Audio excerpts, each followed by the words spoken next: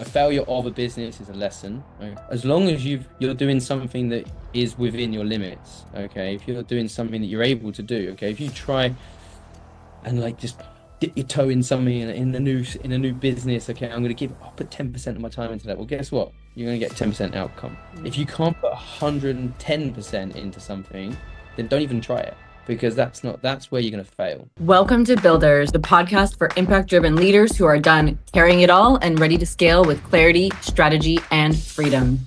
I'm your host, Alex Snider, strategic growth architect, creator of the CEO Recode, and second brain to leaders who are building brilliant companies without sacrificing every ounce of their time, energy, or sanity. Each episode, I sit down with bold leaders who've rebuilt, recalibrated, or redefined what it means to lead well and live well on their own terms. We talk messy pivots, leadership upgrades, tactical wins, and the deep personal work it takes to build a business that actually works for you. If you love the episode, make sure you follow, rate, and share it with another leader who's building big and wants to build smarter. And if you're listening and thinking, damn, I need someone in the guts of my business with me, let's talk. Book your free business breakdown call using the link in the show notes. In 30 minutes, I'll help you pinpoint where blockers in your time, team, or strategy are silently stalling your growth and define 2 to 3 high-impact shifts you can implement now to regain traction and build momentum. Now, let's dive in. Let's build it better. Rob, welcome to Builders. I am so excited to have you here. Thank you for joining us today. I cannot wait to talk about all things leadership, business, and you and I also get to talk about fitness, which you know I love. So I'm so excited. Yeah, thank you. It's exciting. I'm so happy to actually be able to book in with you and do this. This is awesome. Same. So I always ask in your own words if you can tell us who you are and what you are building. Yeah, I'm Rob Harrison, and I am the co-founder of Magnifyde.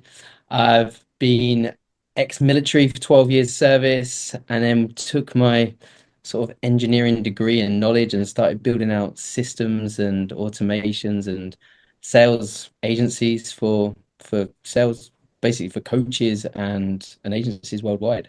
And it's just been a real fun process over the last few years. I love that. I got so excited. I didn't introduce you at all. So that was on me. Co-founder of Magnifyde and sales coach extraordinaire. Don't undersell yourself there. I love it. We, of course, are going to kind of talk about all the things. So you mentioned your career in the military, and you've had a really wonderfully winding path to where you are, both in business and in residence, where you live, what you get up to day to day. And so if we go back a little bit, I'd love to start with just any really pivotal moments that shaped your leadership, right? That, I mean, I feel like the military is of course going to come up, but any inflection points or pivots or mentors or, even resounding mistakes that might have been influential. Yeah, it's quite if you think about it, really, I feel like I'm someone that's done like 20 careers, and from when I was young, obviously I was working from when I was 12 years old all the way through to when I joined the military. I was one of those guys that didn't go to college. I never went to university before I started my career. I initially was going to join the military at 16, and I don't know, I just got a little bit worried about it, and ended up getting in fully properly when I was 21. And that was when I really started to grow up and understand leadership and understand the differences in what people look for in a leader. And it came very quick. I think because I was 21 when I joined. A lot of the guys that join the military are between like sort of 16 and 19 really. So being 21, I kind of stood out as more of a mature candidate as well. And so I was like absolutely fine. I took on the role of they put me as a class leader in my basic training, Yeah. and it was more to do with they saw that straight away when I turned up. I actually broke one of the records for the running test. We did the obstacle course racing, the obstacle course, sorry, that we did, and I ended up carrying someone across the line because they passed out on the course.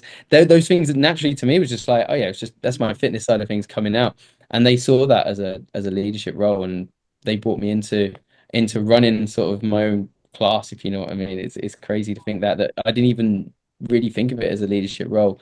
And I think the main things that stand out from that in the military is right time, right place, right uniform. If you can just continually do that throughout your career, you're going to go very far because that's all you need to do. The military look after you for everything else, and they can put everything in front of you. But if you can just turn up in the right place at the right time, wearing the right clothes, that's all they look for. And that was the kind of thing I did consistently, and it allowed me to shine above a lot of other people that couldn't do the basics.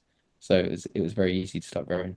I mean, consistency is key, and you are a model of that consistency, right? And I think there is something to be said for the willingness to do the thing and trust the process more, more days in a row than anyone else will get you there, right? And we hear that preached in different ways.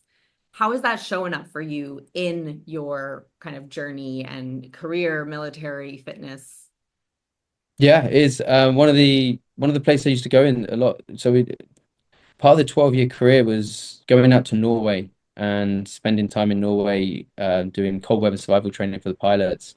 And the place we were at, and we called it exercise clockwork because you have to be at exact time every single time because it's minus 30 degrees. We're inside the Arctic Circle in northern Norway, and there's never a time where you want to be outside waiting even for 5 minutes. Okay, it's one of those things. So clockwork is super important. So timing was always you never. This is the only time in your naval career, and in my naval career anyway, that you don't ever turn up early. You never turn up 5 minutes early. This is on time every time. And I think when you're in a position where you know that you could actually be in a lot of trouble if you turn up at different times, that the consistency of being there at the right time, doing the right things.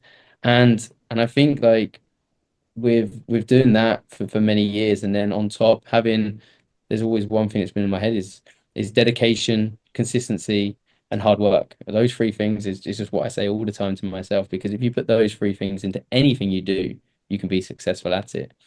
But consistency can only come through actually being motivated. Okay, I think discipline can bring some consistency for a short period of time, but discipline can only work and I'm a disciplined guy because of my background, but discipline can happen when you're pushed. Okay, discipline can happen through being accountable with someone. Okay, because someone's telling you to do it and they're doing it. Okay, that's someone's extrinsically motivating you into that. Okay, that's not you motivating yourself, it's someone pushing you. So discipline will always happen. Military will always do that for me. When you leave the military, you've got to do something you enjoy to stay consistent at it. Mm. And that's when you've got to find what you enjoy doing and what you want to do to be able to be consistent at certain things to make it happen. Okay. Because it will not happen forever.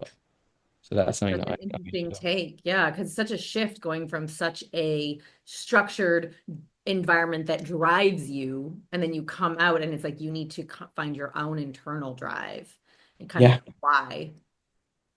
it Amazing. is. It was hard. It was hard to start off with to know that like, oh, if I don't wake up, no one's going to be there to, or if I don't get out of bed, no one's going to be there to tell me to get out of bed like I used to have. And or anything like that. And okay, you're going to be going to this certain place, you're going to be doing this, you've got someone in charge of you. Yeah. Like, And even the group aspect, right? Like everyone else is doing it. We're such pack animals as humans that suddenly you go from like a place where everyone is doing the same thing and so you're doing that to you're on your own and no one's gonna come shout at you. No one's, you know, yeah, well, yeah, there. the biggest team in the world is the military. Yeah. That is it. If you look at it, it's the biggest team in the world. Someone there is always going to have your back, no matter how high you get. Unless you become the king of England, you're not. There's no one that's going to be in top. You're never going to be on top of everything. So you're always going to have someone looking down on you. There's always going to be someone that's going to be helping you. And when you start your own business and when you start doing stuff on your own and you quit the military, yeah, it's very quickly you realize that okay, I need to be those people that were looking after me because I need to have that consistency. That's such an interesting perspective. The biggest team in the world is the military. You'd never think about it that way, but it is true and it is so structured. So, we just talked about, you need to come out and find what you're meant to do and what drives you. You are now a serial entrepreneur. You've had multiple businesses under your belt. How did you know you were meant to build businesses? Yeah, that's a very good question. Um, Looking back on it now, I did things when I was younger that was very, very much entrepreneurial that I didn't realize was entrepreneurial then. Yeah. My mom was an entrepreneur. She had about 8 businesses under her. She was Wow. amazing at what she did. My dad was full time in the military. She was bringing me and my brother up, like, because my dad wasn't there too often. He was away for probably 9 months of the year. So my mom was there bringing me and brother up and running her businesses. So we obviously I didn't go in there, and I wish I did now, but I wish I wish I understood my mum's businesses a lot more than me just sitting around watching her do her business. But when I when I was younger, I used to see her. She was working all different, doing different meetings at different places and going to different places all the time and running her businesses, which was amazing. But when I found out, or when I was doing that side of things, I didn't realize until now that there was that was when I was in even when I was in school. I was one of my mom's businesses was next door to a mobile phone store that sold mobile phones, and I managed to find one of my cousins knew someone that got broken phones basically. So I could take the broken phones to this guy who then fixed them for me, and I took them to school and I'd sell them. And I would sell them to the teachers, I'd sell them to other students, and I'd make decent money out of it. I had the little tuck shop in my locker that that all the kids do. Like you just sell the sweets every day to kids, and then I used to go to Costco and stock up every week. And at that thing, that was just normal. I didn't really think about it as being, oh yeah, that's my Mm. business. And everything. That was just doing something there because I probably came into me from my mom. My uncle was an entrepreneur. My cousins were all entrepreneurs. So it was probably a natural thing that came into me. And then it was only when I was in the military that I realized that like, oh yeah, I can kind of run different businesses and run different things. And just from as easy things like the tuck shop, like as being in a squadron, in a military squadron, you have like 300 people in one building. And the one thing that was always horrendous when I started was the coffee. And I'm a big coffee drinker and I love a good quality coffee. And so the guy that was running we called it the coffee boat because obviously it's a military, a navy thing. A little coffee shop was run by this guy who really didn't care, and he wasn't really that bothered. I don't think he drank. I think he was a tea drinker, not a coffee drinker. And so I was just there. I was like, man, I was like, this could be so much better. And that was when I took over. And I said to the guy, I said, look, hand me over whatever float you've got left in your money. And he had nothing. There was literally like pennies left in it. I said, okay, let me go around. And I built this company out and I built the whole thing. And I ended up having to hand over all the finances to our finance department because it ended up getting so big. There was thousands of pounds in the bank. We had a coffee machine. I got sponsorship for coffee. I managed to get coffee and different things like TVs, DVD players, obviously from back in the day, all those different things sent out to the ships to where our guys were when they're on deployments at entertainment stations. And I was funding them from the profits of this little coffee shop. And I Wow. was surprised, and everybody can believe it. It was like, it was amazing. It was huge. I had pretty much everyone from the whole squadron paying a weekly membership to it. And it was like from £1 to £3 a week. That was it. So it was super cheap.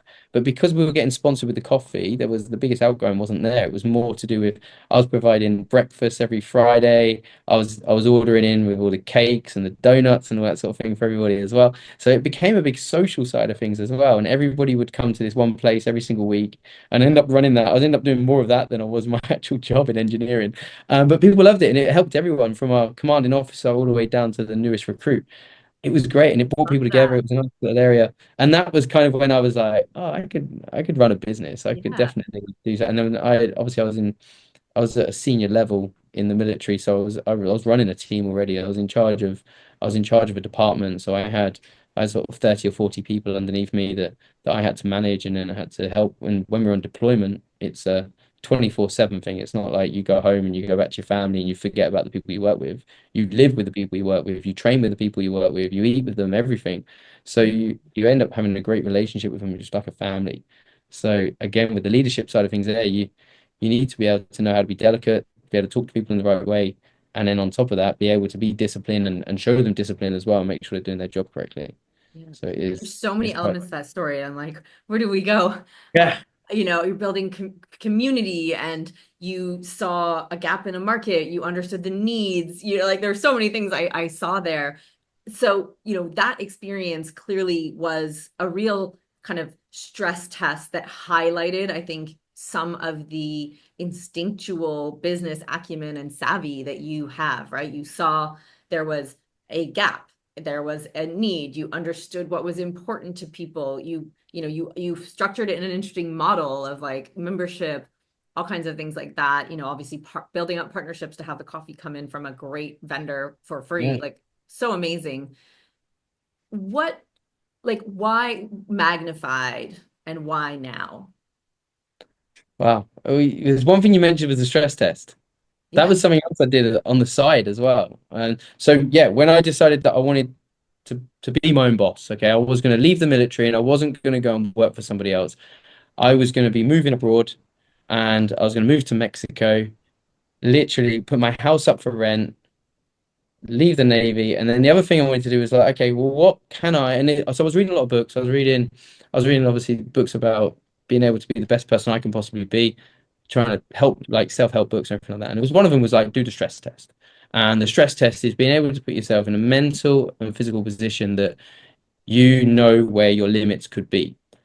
So if I can do that in a controlled environment, which was still in the military, still in the UK, surrounded by people I know and people I can contact if I need help, then I know that I can do it there and it can be controlled. If I put myself through limits that I can't control and I do it in a broad situation and a foreign country that I can't control, then I don't know where I would be able to then know where I could go and I could end up in a breakdown. So I did that, and the main thing for me was okay, I had a full-time job in the military. I was running all the stuff that I just said about. Mhm. And then on top of that, I did a full renovation project on a house and I also signed up for an Ironman. And I thought, Okay, I was okay, gonna ask swimming you, does here is the good. Iron Man factor into this? So it's that was for me was like, okay, mental and physical. Like, what could be the hardest thing I can do? And I put myself through that in 2018 before I moved out here in 2019. And that was a huge, huge learning point for me. That was probably the biggest learning point in my life. And being able to do something that I thought I'd never be able to do, which was an Ironman. I couldn't swim very well. I, even though I was in the Navy and I went to sea, I couldn't swim very well. I could probably put 400 meters together. I couldn't put 4 kilometer swim together. So again, there was another area there. I was like, okay, well, if I sign up to this, it will teach me things I've never done before. But also, it's a huge, huge achievement. It was meant to be climb Everest. That Mhm. was meant to happen 10 years ago this year, actually, when I was turning 30. I wanted to climb Everest. I wanted to be at Everest Base Camp by my birthday. It all got cancelled because of the earthquake that was there and destroyed base camp. So I was a bit disappointed. I was like, what can I do instead? I went online, I went on Google and I just typed in what is what challenge can I give myself that's something like climbing Mount Everest? And then there was an advertisement came up on Google and in the normal advertisement bit, and it Oh, said targeted that. that more people have summited Everest than finished an Ironman. And I was like, okay, cool, Ironman, that could be something. And that's what got Ironman in my head. And I was like, well, not very good swimmer. I like cycling, like running. Let's see what happens. And I signed up for an Ironman then. And yeah, it is. It's still a fact to this day. There is still more people that have climbed to the summit of Mount Everest than completed an Ironman. So that was my challenge. That was my big Interesting. Why thing do for you me. think that is? Like, is there like is there something about Everest and the name tag, or that I mean, you have to train hard for both. Yeah. One is more, Uh, Ironman is more accessible, arguably. Yeah, it's obviously Everest isn't just an easy thing that people can just go and do. Okay, it's one of those crazy things. But when you look at Everest, and I'm to be honest, to this day now, I'm happy that I didn't do Everest because of the way you look at the pictures. I know people that have done it, and all it looks like every single time they get an opening to go to the summit, it's just a huge line of ants that go from the summit all the way down to Camp 4 or whatever which one it is. And I was like, cool, like yeah, just in a long line. The reason why people suffer and die up there is because of the other people holding them up. Mm, Because there's so many people that are not experienced, okay, that they pay all this money to the Sherpas that take them up there and they're not experienced and they end up having problems and then they cause that problem further down. It's like the domino effect. Okay, it will mm, happen. And the people that are further down inside the dead zone end up being there for way too long and end up dying. And so yeah, I wouldn't want my fate to be in somebody else's hands because of someone that's ill prepared. Where with an Ironman, it's an individual effort. There's it's me, my bike, and my training. That's it. That's what's going to make me do this. It's not going to be somebody else and waiting in the queue. what is So like an allegory for like why you only have A players in your business? So they'll hold yeah, you up and you'll die on the top of a mountain. exactly, exactly. So So with Magnifyde, sorry, going back to your question you had originally, why Magnifyde? Why now? I was very lucky to be in the right place, right time. That was a good thing for me. I came out here to Mexico in 2019. Um, with the unknown, literally the unknown, not knowing what to do, didn't have any real plans to do anything. I had a buffer. I had houses that I rented out. I had some money that I'd saved up and money that I got given when I left the Navy. So I didn't have that like under pressure to go and work and earn some money right away to pay bills. So I was able to really have that no pressured approach into my next career or my next just anything really. I didn't know where I was going to go. I'd been offered a job in motorsport engineering because of my background in the Navy, and I was going to be able, and I haven't even covered this bit yet, but that was going to be my dream job. That was going to be something that I wanted to do all my life, that I could be in a Formula One team. I even bought a house right next to Red Bull Racing because that was kind of where I wanted to be. And from that, getting the offer the job in Red Bull Racing as well. And I got offered a job with Renault, who are now a different team, but I had that lined up, and I took the unknown over knowing what I could do for the rest of my life because it was going to be something completely different, coming to a different country, trying something out. And I'm so happy I was able to do that. And I think having the degree underneath me, having everything else set up that worked out with being able to give me that no pressure approach, I was able to kind of look at other things. And that's when the sales world kind of came in front of me and never sold anything before in my life. Obviously working and doing the coffee shop and all that sort of stuff was probably, yeah, I probably had little sales tactics in there, but I didn't realize I had them. It was only when I started selling timeshare in a local hotel that my parents owned a timeshare in. And that was the only reason why I had a connection with them. It wasn't I went out to look for a random sales job that was gonna, it was I met the director who sold my parents and he asked me to come down and visit them. And it was from that he sold me in coming down, working for between 7 a.m. and 12 every day. I get a free breakfast, take people around the tour, have some fun, go home midday, and then continue my day. And I was like, okay. And then very quickly realized that was a great choice. And learning sales through that director, he's an incredible guy. Knows he's been in sales for 25 years. He's at the top of his game. He's amazing, and he was a great mentor to have. And he taught me very, very quickly how to sell. What a plot And twist. We love a plot twist. Like yeah, dream job, Formula One, lined up, ready to leave the military and like switch out to Mexico, nothing lined up, like the unknown. Um, yeah. so from that first sales job, what did you learn about yourself and what did you learn about sales and business and leadership? Yeah, I learned two really, really important things. Okay, number one is that I learned why people buy. I That was the big thing. That was a game changer. It isn't just turn up, show someone a nice shiny object and get them to pay for it. It was understanding why they need it, or why they want it, or why this becomes valuable to them. And for me, it was finding out why people go on vacations. And I found out very quickly the vacation side of things wasn't just, well, especially when you have families in front of you, it isn't about, okay, cool, you can do this for the rest of your life and you can do it at a discounted price. Okay, I don't, the price side of thing isn't even an issue whatsoever. It's more of showing them what it will do and what the outcome's going to be of having that product and having that service. And when I learned, it was from this from Neil, the director that was there at the hotel with us, and it was understanding that when when I was talking to someone about their timeshare, and I was like, and I was just we were talking about what they do, how to use it, and Neil asked great questions to get the emotions out of people, and there was somebody there that had already bought, and they were talking about what they do, and Neil said some great things to him. He said to him, okay, like where are you? Where are you at right now with your life? What's going on? It's like, oh yeah, I got my kids, got this. Okay, cool. Your kids, the kids are under 10. Okay, so the kids are going to be going on vacation with their family for years to come. And the first thing he did was went straight to the kids and he started asking the kids questions. And he said to them, he's like, okay, where's been your best vacation you've ever been? And they were talking about Disney. They were talking about sort of really cool places that his family had been to.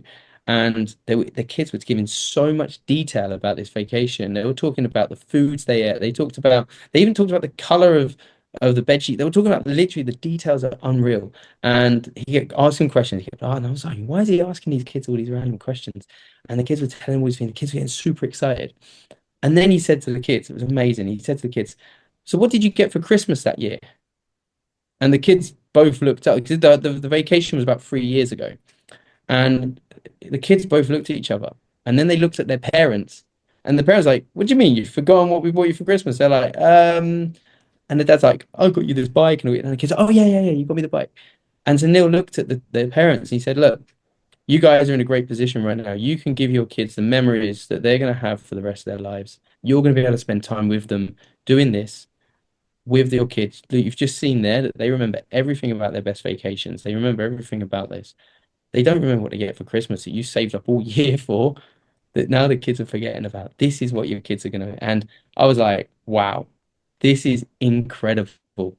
These kids understand the kids love the vacations, the kids love the memories.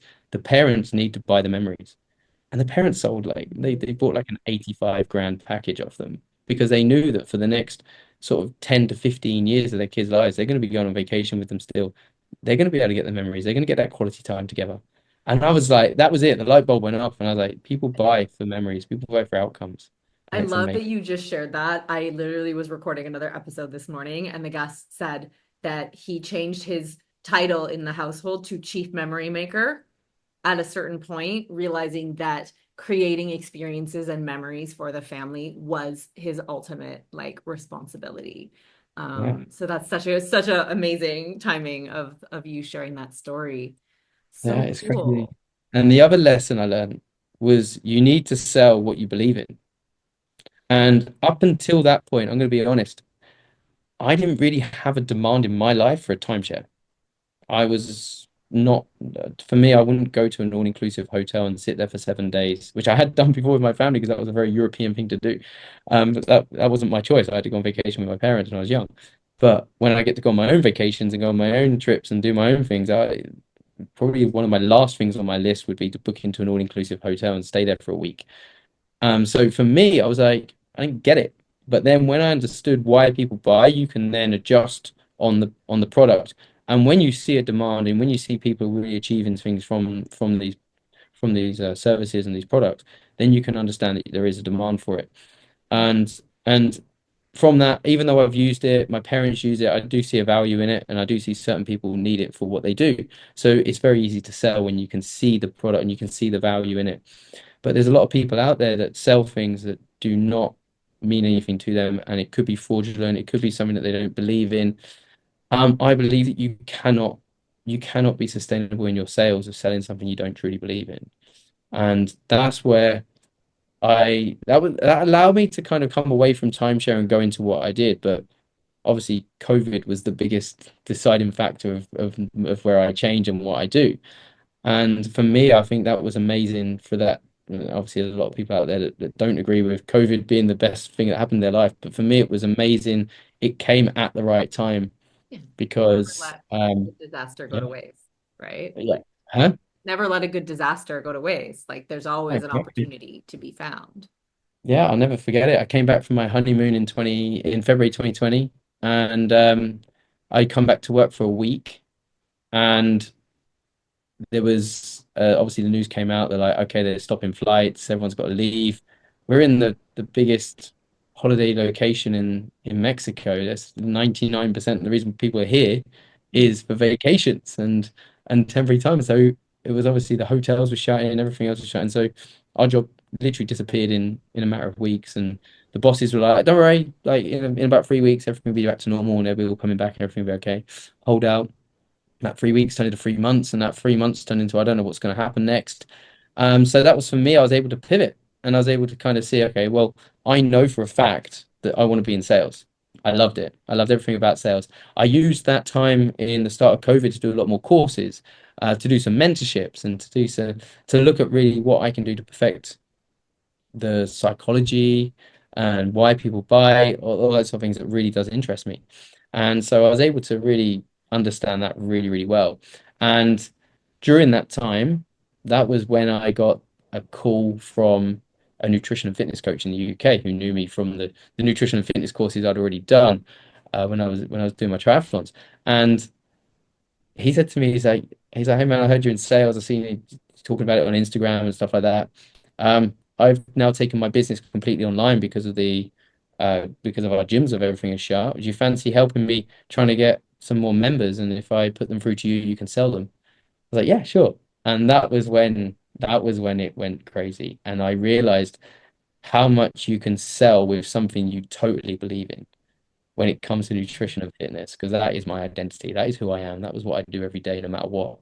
So when I get to sell it, I get to talk about it every day. I get to do it every day. Yeah, the closing percentage was through the roof and it was incredible and I loved it. What a great reminder too to like talk about what you're passionate about, talk about what you're doing, talk about what you're like considering doing, that other people get to connect those dots and offer you opportunities, right? Like Yeah. It your was, story is so interesting and serendipitous. Like you were here, correct me if I'm wrong, on a vacation that your parents had planned.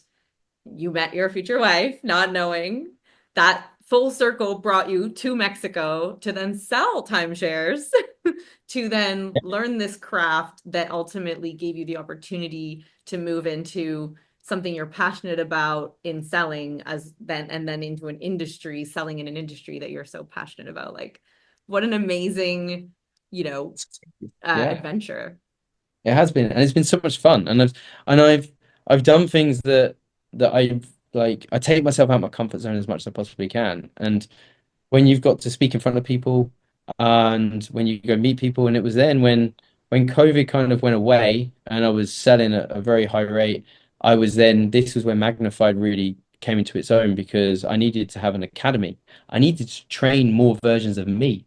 And so I was at the first time I was like, okay, now I'm going from being a sales guy, ex-military sales guy, to now being a sales coach because I need more versions of me. And it was the only way I was going to get more versions of me was to train them in the same way that I do it. So then you've got to use everything I've ever learned from the military in leadership and talking to people and understand what they need, to then everything I've learned in engineering to build out the academy so that we had all of the courses and everything built out there. And then from that, obviously the sales side of things as well, to be able to get people in to be able to do it as well.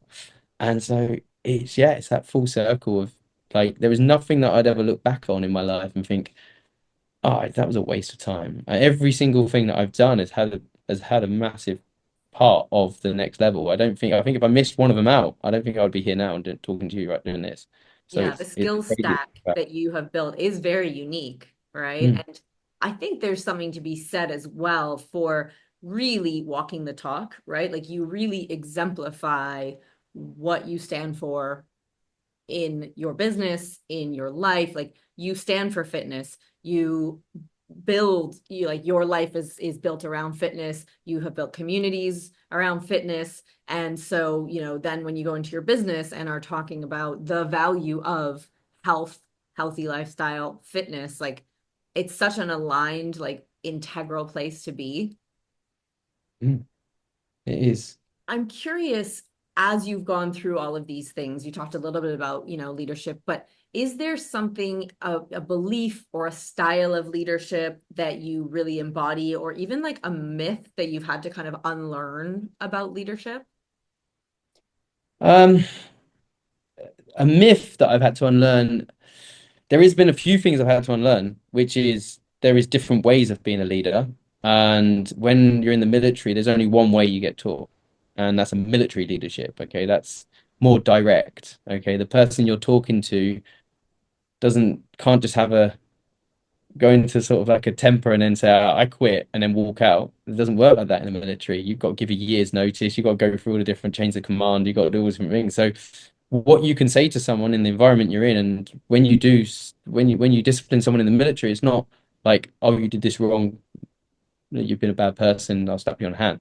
That's like, you did this wrong, you're gonna kill someone, and Mm. you're putting my life in danger if you do this wrong. And being an aircraft engineer, you can't make mistakes on aircrafts. You kill people. And so when someone does do something wrong, it's you get disciplined at the highest level. And like you get there's a lot of punishment. And so when somebody does something wrong who's working with me, I can't go down, I can't say the things to them that I would say to one of my to one of the people that I'd be in charge of, Mm. because number one, they'll probably sue me. Number two, they'll be quit within 10 minutes of me saying it to them. And so you have to then think about things in a different way. You have to look at it in a different way. And going from the military standard to a civilian standard is huge, and unlearning a lot of the discipline ways that I had to go through was very, very important. And luckily to this day that hasn't had to come up um in that situation. So yeah, it's been quite lucky. That is a big shift from the command and control and a very defined path to the reality of entrepreneurship, which is like a panacea of opportunity in different ways. And always joke that entrepreneurship is the self-development none of us signed up for. There's things you definitely didn't know about. So I love to talk about entrepreneurship and leadership and really the ability to build and define your own path, your own future, build a business based on your values and bring in people who share those and put those out into the world. What does success on your terms mean for you? For me, success is freedom. Okay, that's huge. Okay, that's if you create your own freedom, then in my eyes that's successful. Okay, because it's not about having that huge pile of money. It's not about having an empire of a business that you've got to be in 24/7. Okay, and that's where it's it's you look at the entrepreneur and the fisherman, and it's a very good way of putting it. Okay, we're talking about entrepreneurship. We're not talking about the fisherman right now, but the entrepreneur is talking about being the fisherman in the future. But how many years and how much dedication and how much sacrifice has it got to take to get you to that position where you could have had that from the start if you positioned yourself correctly? And for me, it's positioning the business correctly. And I've learned a lot in this business. And I've changed a lot since I've started this business. And we've pivoted a few times now. And going from having as many employed um, salespeople as possible to then being as lean as possible to be able to work with a very small bunch of guys and girls who I can really perfect with and help them on the highest level rather than trying to spread my time and load over everyone in the business and be able to try and give them as much value as possible being an employee, which doesn't in my eyes won't work as much because then I've got to employ more managers and I've got to do that. And then it obviously that side of things for me isn't freedom. That's for me now. Okay, I'm going to now have to then manage all of these. Okay, I have to do this, this, and this. Build more people in. Okay, keep growing up. And then I look at the long term. I'm 40 this year. I want to have kids. I want to be a full-time dad. The way to be a full-time dad is to have freedom. If I think about now building my business to be okay, I want it to be like 100 employees in the next 5 years. Well, if I do that, there's 5 years of me not having a kid. Or if I do have a kid, the kid's not going to remember who I am because I'm not going to be there. So I've got to really understand what I need to do right now. What's going to bring me the freedom? And so we've pivoted so that we can sell our own products more than we can just sell for other people. And we can be an outsourced agency, which is great. And I can train salespeople to sell on behalf of other people and have me training them up all the time. But our biggest value in our business is being able to sell our own products and understand what people need. Okay, so we can sell the consulting and we can sell wherever else people need help with. Okay, the systems, the automations, the workflows, all of the stuff that helps coaches get to that sort of 100K a month level, which is what we've always worked on, but without just having to put people in there and loads of salespeople and then worrying about it after. It's all about the systems, it's all about the structure, it's all about the ease to be able to get people there. And that's for me is I want to be able to get as free as soon as possible. Mm. Legally. I How say legally, there's other ways of doing it, but yeah. Yeah. How have you known when you've needed to make those pivots, those shifts? Like, what are the signs that you're like, oh, it's time to adjust the model? My personal life, there's a sign. Mm. It's not I can sit there all day and go with business mentors, and me and you have sat down and spoke about this many times. I think that for me, it's actually just sitting back and looking around me and seeing the closest people and thinking, okay, are these the people that I care about the most? And if it is, what can I do to make sure that I can make the best things out of that? And yeah, my business has taken over a lot of my time and effort since I started it. And every entrepreneur listening to this right now is like, yeah, that's exactly why you're an entrepreneur, because it takes up all your time and effort. But there's different ways of looking at it. There's different ways of doing it. And for me, I think leveraging the income to buy other assets for them to be able to make me a passive income, okay, so that retirement can happen earlier, is an obvious thing to do. and also be able to have a fun, easy, which is okay, this sounds crazy for an entrepreneur to say this, but a fun, easy role in my business that Mhm. allows me to take the time that I want off and be able to maybe have an Easter, maybe have a Christmas, you know what I mean? Be able to actually enjoy it. And then, okay, well, who do I employ and where? And it's who comes into my business to take everything away from me Mm. the easiest way possible instead of just having the masses.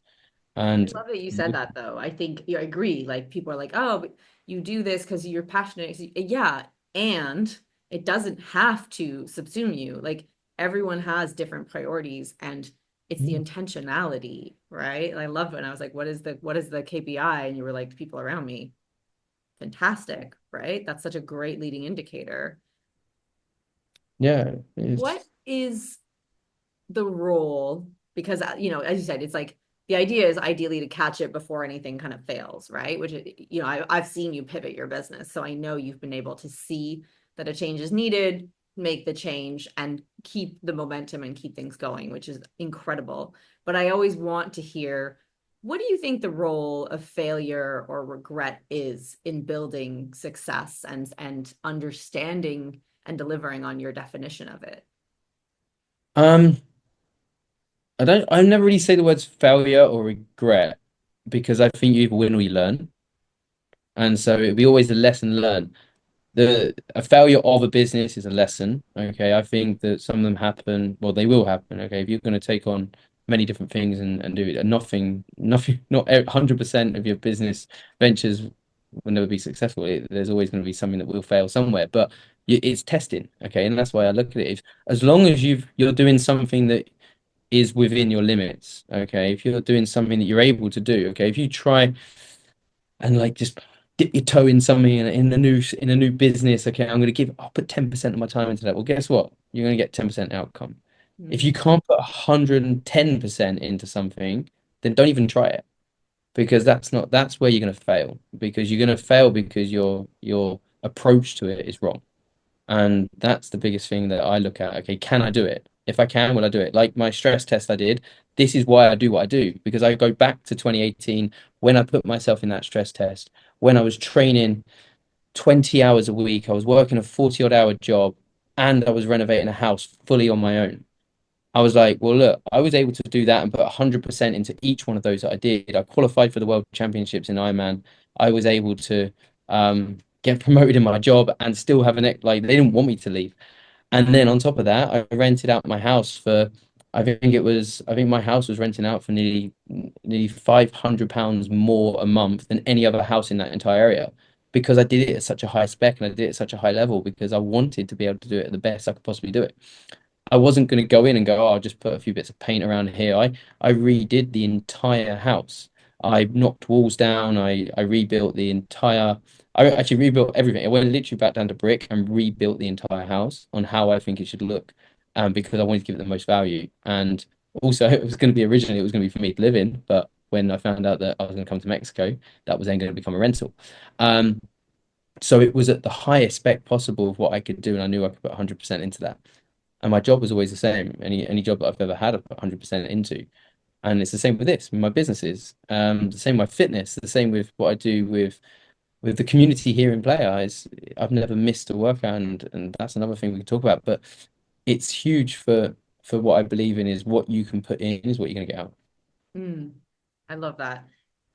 Yeah, you have built an incredible community here in Playa. For those listening, Rob and I live in the same same city, and fitness and business are passions, and that's how we have gotten to know each other. But from working out by yourself when you first moved here to building a 800 person strong community in fitness, like, what has that adventure been like? We haven't even touched on that. We'll probably have to do a whole another episode, but Yeah, that's been my little passion project. It's been I like I said, you can only do something consistently if you enjoy it. And for me, the most consistent thing I've ever done in my life is my fitness, is my nutrition, is my health, is understanding that if you can, and another thing with business, if you can turn up in a different way and really understand your body and understand that you can put your body in a great position, you can do that with your business as well. And when I was training and when I was training for Ironman, when I was obviously the military side of things as well, I want to continue that. That was like whether I go bankrupt tomorrow and go bust and I live under a bridge, I can guarantee you now I'll probably still exercise underneath that bridge. It's not something that will ever go away. And that is my identity. Everybody knows me as a fitness guy. Everybody knows me as a guy that trains a lot. And for me, it was the consistency of my training allows me to be consistent in everything else I do. And it started it's a couple of people followed me and a couple of people started coming to my workouts that I was doing. I wasn't hosting, I wasn't advertising that I would be I want to train people or anything like that. I was just turning up at the track every single day and I was doing my training, I was doing my body weight workouts, I was doing the sprints around the track, and I was just really enjoying what I was doing every single day, being in paradise, being able to do it completely different to what I was in the UK. Having like a quick thing about the UK is that you get seasonal depression. It's a real thing. So the winter months for training, the winter months for exercise, it's horrendous. Especially someone who likes being outdoors like myself and cycling and running and everything like that. It's horrible when you're in the wind, in the rain, in the snow, the frost. Out here, it's not. Out here, it's like deja vu every single day. Okay, it's Groundhog Day. It can be the middle of January. It can be the middle of July. It can be this. It's literally the same temperature, which I love, and I'm a consistent guy. So whatever Hot consistency or is good for far? me.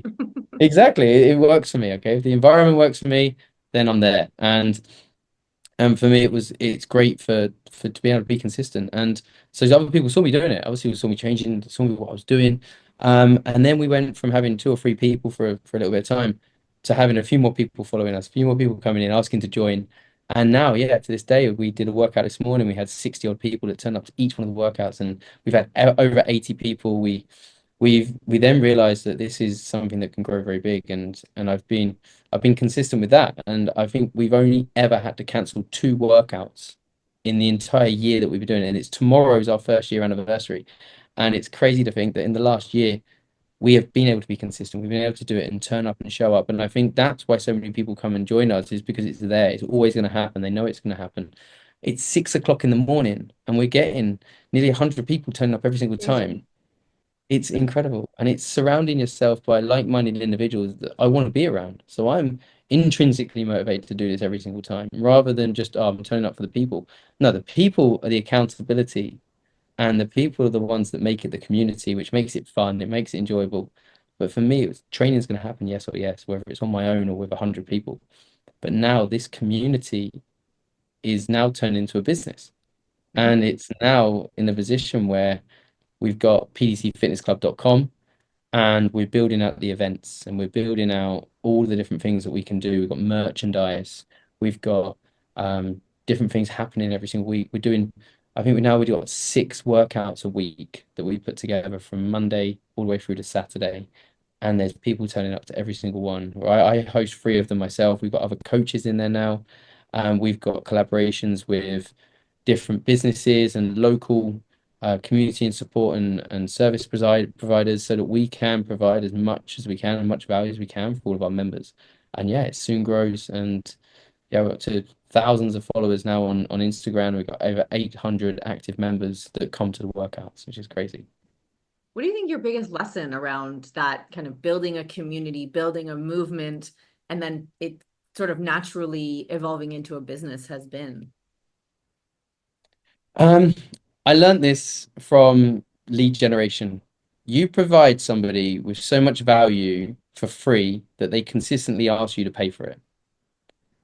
That's when you realize that you've got something, and that's your call to action. That you don't turn that into money. You don't say, okay, now pay me, because then I'm like, oh, we've got to pay. And there's the divide, there's the break there, there's the wall that stops people coming in. If you can give something and have a lead gen source that gives so much value that people ask to pay for it, then you know that you've got something that's going to create demand. And that's what I use. That is our main pillar of what we do. Okay. The workouts will always be free. So we've got 6 workouts a week at 6 a.m. every single week without fail. Nothing will ever get cancelled unless natural disasters happen or whatever. We get But hurricanes here. we get hurricanes here, so that's the reason why. Hurricanes, bad storms, okay, can get dangerous, and so that's the only reason why we would end up having to cancel, and we've had to cancel twice in the last year. And if we consistently have those, people are turning up, they're getting workout. Anyone can go work out anywhere they want. Anyone can go for a run. but it's being in part of a group, being in part of a community of like-minded people that are pushing each other, that are joining the movement, that are really helping each other be the best they can possibly be. And then from that, you can monetize these people because now they're seeing that they're part of a group, they're part of a team, they're part of an identity, that they want to wear the colors, they want to wear the uniform, they want to wear the logo. So Mm. everything that I create, every time I get a bunch of tank tops made or some t-shirts made, they fly out the door.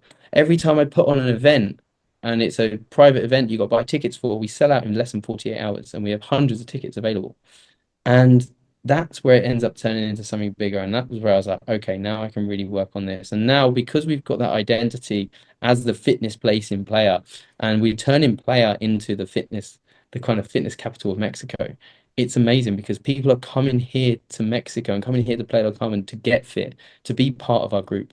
So this is where the next sort of level comes in, which is going to be the retreats and having people coming in and doing the huge sort of events and everything like that, and working with bigger people and working with all sorts of different organizations here and creating the wellness weekends and everything else, the fitness festivals that we're putting in place. It's huge, okay, and it's amazing, and there's so many different areas we can go down. It's just like being the spider in the middle of a huge fitness web, and that's what I love. Incredible. So let's talk about sales a little bit because money is the lifeblood of a business. And, often we'll talk about a leader's role is to make sure the company stays afloat. You, through your business, get exposed to so many owners who want to improve their sales. Mhm. Are there common threads, trends, places where people most often go wrong that you see in your day to day? Yeah, I am. Every client I've ever worked with has exactly the same traits. They're coaches. Everyone I work with are nutrition and fitness coaches. They coach. They know how to change people's lives. They know how to transform them into Greek gods. Honestly, it's insane what these guys can do. But the one thing they can't do is they can't sell their own product. They can't sell themselves. They undervalue themselves. They don't know how to be able to get somebody to go from, oh, I know where to go to here's my money. And so that's where we come in, and that is the difference. And I could have easily, and I've got nutrition and fitness qualification myself. I could have become a nutrition and fitness coach. The reason I became a sales coach is because I can fit that gap in the market, which is huge. Every every nutrition and fitness coach thinks they can sell. And the first thing I do when I meet them is I like, can you please send me one of your sales calls? I just want to be able to check it out. And they do the exact same thing on every single call. They go naturally into what they're comfortable at doing, which is coaching. So they'll coach the person on the call and they'll tell them, okay, your problem's this. Okay, you need to do this, and you need to do this. And then when you go there, and the lead on the phone will be like, thank you so much for this free advice. And I'm going to go away now because you've given me some confidence I can do it on my own. And then they're like, "Oh yeah, but you can buy it." He's, well, I don't need to buy it because you've just sold it to me, and you've just told me all the answers. I don't need to. And so you've got to show somebody, like the same as thing I learned at the very very start of my sales is the outcome. What's going to happen if you have this product, not how to use this product. And that's the thing that coaches can't do. They don't know how to tell people what's going to happen next. They tell people what's going to happen when they're doing it, and that's their biggest problem. Interesting. So what do you think is most vital for entrepreneurs and executives, the audience that most listens to this, to understand about sales in order to responsibly scale their business, right? What is most vital? What might be one or more things? Okay, one thing that I always say this all the time, okay, it's come from a book that I read, which is Buy Back Your Time. Obviously, like I said, freedom's important, buy back your time. And in there there's a quote, which is 80% good is 100% incredible or 100% amazing, which means no one that's going to sell your product is ever going to be as good as you at being able to explain your product because you're the one that's passionate about it. You're the one that you love your product, but you need to be able to hand it over to somebody else to be able to give you your time so you can work on your business, that they can sell it for you. If they're going to sell it at 80% as good as what you can, that's still incredible because you're going to be able to get that back. Okay. And lots of people think that if they can't sell it as good as the owner, then they're never going to be able to be good in the business, and they don't ever keep their job. The owner compares them to themselves. You can't. You need to compare it with what the value is of that time you're getting back. And for any entrepreneurs listen to this and they're thinking about bringing in a salesperson, you can't bring in a salesperson that you straight away think is going to be able to sell better than you. Number one, they're not the boss of the business. They don't own the business. They're not motivated to keep it afloat. They're just motivated to fill their pockets because they're a salesperson and that's all they want is a commission. They don't own their business. So you need to be able to understand that that person's not going to give it as 150% as what the entrepreneur will when they're on a sales call, when they're doing something compared to what the salesperson will. And so you need to be able to understand that there's going to be a little bit of a gap there. But with an outsourced sales team and you have a team, this is now going to increase availability for people when times can be booked in for calls and for sales calls because now the entrepreneur's doing the operations calls in the morning. They're then trying to sort out other stuff, putting out some fires for a few more hours. Then they've got like that 2 hour gap in the day that they can possibly do a sales call that they're stressed and they've already got these other things on their mind. And someone's messaging them in the background. They're always distracted. And then they're like, oh, yeah. Like, imagine if you had 3 or 4 people that could take 8 hours worth of calls a day and give you all of that extra space. The next problem that entrepreneur is going to have is employment in their business to keep the operations going because they're going to have an influx with clients that's going to be so much more than they've ever had. The reason why the bottleneck's always there is always with the person at the top because it's hard to let go of what you're passionate about. Yes. Yes. What a perfect summary. So, we've talked about so many of the things you've built, the direction you're going. I always want to know kind of what's next. I saw that you changed your Instagram name recently. Is that indicating a shift that's coming? Personally, yes. Instagram and social media is a great way of being able to sell. And it's a great way of being able to show things on there. And I've been doing a lot of tests. The last sort of 6 months, I've really put into what I'm where I'm going with marketing. And I've never had to do marketing up until now. I've always been word of mouth. I think what we've been doing with coaches over the years has been great. Coaches just mention my name. I'm on another call with another coach to be able to then provide our service to them. When it became a point where we wanted to pivot the business and sell our own products, this was where I had to kind of do marketing for myself. And this was where we obviously changed it up. And I started going down the route of like trying to teach people how to sell on social media. It didn't feel natural. It wasn't for me. There's so many people out there doing some incredible things. And then I realized that actually, what do I do? Who am I? What is my identity? My identity is fitness. My identity is the community driven things that I do, the PDC Fitness Club, all of the other things that involve that. They're all a business at the end of the day. They're all looked at in the exact same way I'd build a business, the exact same way as I'd do sales, the exact same way I'd turn up. The reason why I kind of consider myself to be good at sales and to be good at what I do is because of the way that I set my day up, which is exactly the same as building the community, exactly the same way as that. So now with the name change as Rob.pdc instead of Rob High Ticket Closer is now it shows like the development of what you do with communications, with sponsorships. We've been able to have collaborations. We've been able to talk to different kinds of people in different areas and different genres. Being able to use that sales approach on everything else you do, but also being able to put the business mindset into everything else. Because at the end of the day, it's still a business, and to have the right connections, to have the right the right contracts in place, everything else that you're going to put in is exactly the same as what I do when I build out the community. And now I've built this community from scratch all the way through to having thousands and thousands of people seeing it. I can now talk about that story and justify it on what I do and why I do the business side of things as well. So that's why I've changed a few things up. It's gonna be fun to see in the next few months. It's definitely had a much more positive output or outcome from the output I did from the other things that I put in together. And I think it makes more sense. It's me being more natural. It's me being me. It's what I do.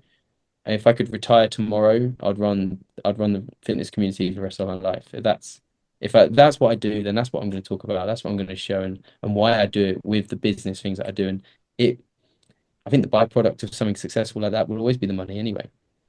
That will always be the business area. It's not going to be done for free. It will always be done in a way to be able to make money, but the right way, the way that I love it and the way that I'm passionate about. What a fantastic way to wrap up. We have 5 rapid fire questions that you can answer with as short an answer as you want. You can pass. We'll do those, and then we'll make sure that anyone who does want to find you knows where to find you. You ready? Yep. Awesome. What is one decision that changed everything for you as a leader? The unknown. Mm, Going with the unknown. I decided to go with the unknown rather than the known. incredible. What does strategy feel like when you're doing it well? Totally natural. Like what? Like brushing your teeth. Incredible. Is there a book, a podcast, or a person that really cracked something open for you? Yes. Paul Moore will save my life, or Paul Moore will save your life. The book's called by Paul Moore, and there's only one paragraph in there that really stuck out to me. There's one little sentence, which was "Be a lighthouse and not a tugboat," and that is how I live my life right now.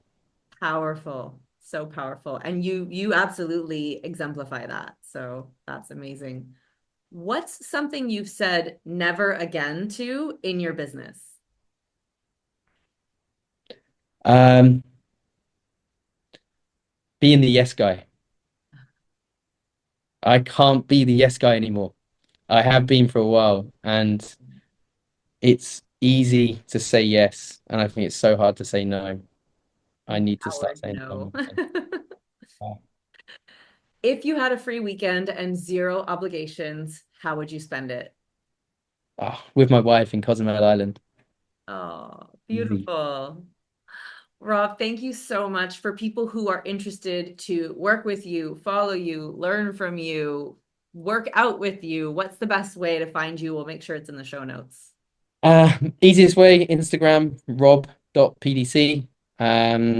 Or you can get hold of me on LinkedIn or with soon to be new YouTube channel that'll be coming out soon, which will be under rob.pdc as well.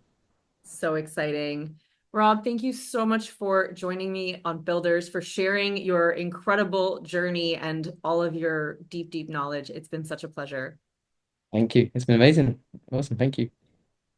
That's a wrap for this episode of Builders, where we get real about what it actually takes to grow companies that perform without grinding you into the ground. If today's convo sparks something for you, here's what to do next. Follow the show, drop a 5-star review, and share it with someone else who's building big. Don't let it be lonely at the top.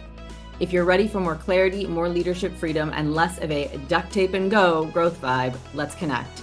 Book your free business breakdown call using the link in the show notes. In 30 minutes, I'll help you pinpoint where blockers in your time, team, or strategy are silently stalling your growth.